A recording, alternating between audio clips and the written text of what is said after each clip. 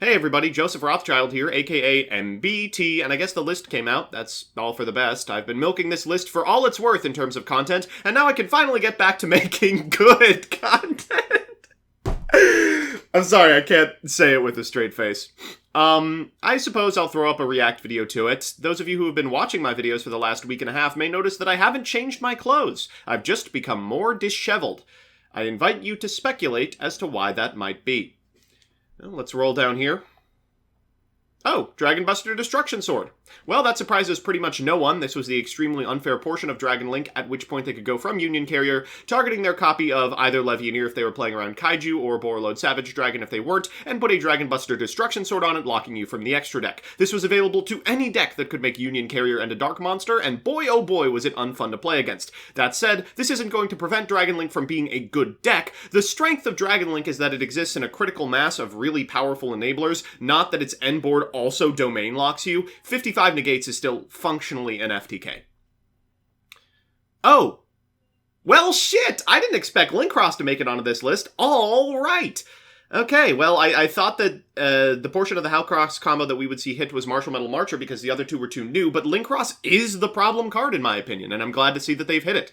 This card is absolutely phenomenal in pretty much every top deck. It's a really big hit on Infernoble Knights specifically, and I'm interested to see what they're going to do without this card. It makes tokens. I don't know how many more times we can make this mistake where we keep printing cards that make tokens and expecting them to be not powerful no matter how many restrictions we put on said cards. Very happy to see this card gone forever, and that means that combo theorists, get to work. You're going to have to figure out how to make Charles without it. Oh, cool, and no True King of All Calamities ban. Alright, well, buy your VW cards now. Oh, they hit Smoke Grenade of the Thief. I didn't think they'd do this. I have no problem with Smoke Grenade of the Thief if it's not doing anything, but I guess it's too hard to ban out Infernoble entirely, especially with minimal hits, and if you want the deck to still be playable. For that reason, I will apologize to Dezif, Blade Yu-Gi-Oh!, Simo. I will not, however, apologize to Farfa. I don't care that you put Smoke Grenade on your list. I hate it for other reasons. And that's it. In terms of bans, that's frightening. I would have preferred to have seen the Dinosaur hit in the ban section. Limiting Miscellaneous Source doesn't do too much because they've got Fossil Dig and Overraptor find it with unbelievable consistency. Oh shit, well never mind, I guess it doesn't matter because they haven't limited Miscellaneousaurus either. Wow, imagine being Team Samurai X1 today. Just a fantastic day to be alive. Oh!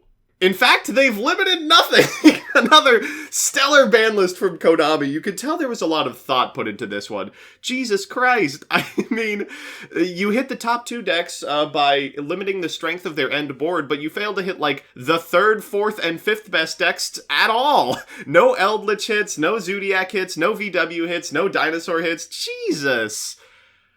Yes! The semi-limited list is one card away from being destroyed forever. You all laughed at me for saying Destiny Hero Malicious should be limited. I'm telling you, it needs to be limited for aesthetics. I'm gonna die if I have to live through another format of seeing Destiny Hero Malicious exclusively on the semi-list. We've also got True King's Return. It's semied because it's being used as a quarantine zone, but realistically, True King's Return can probably go to 3. True Draco just isn't strong anymore. And it looks like everything else that was on the semi-limited list has come off. Seer, Graph, ABC Dragon Buster, Totally Awesome, and Evagishki Mind August. That's frustrating. There's so much cool stuff you could take off of the limited list. I mean, think about just taking out even Double Iris Magician. It would do absolutely nothing. Mind August is only used for FTKs, and they were like, no, it's inconsistent so you can take off the FTK enabler, but don't take off the Pendulum Good Stuff card that would do absolutely nothing for the deck. Well, there's no way I'm going to be able to drag this out to 10 minutes, so I'll just conclude by saying this. Dino Best deck, buy your Lulus now. And shouts out to all my fellow Zodiac Eldritch players. We made it through another ban list. Let's see if we can get it to an entire year with no hits. Baby, control forever. Buy out Ice Dragon's Prison. Purchase your Teak Booze. It only goes up from here. I'm studying for contracts. Leave me alone.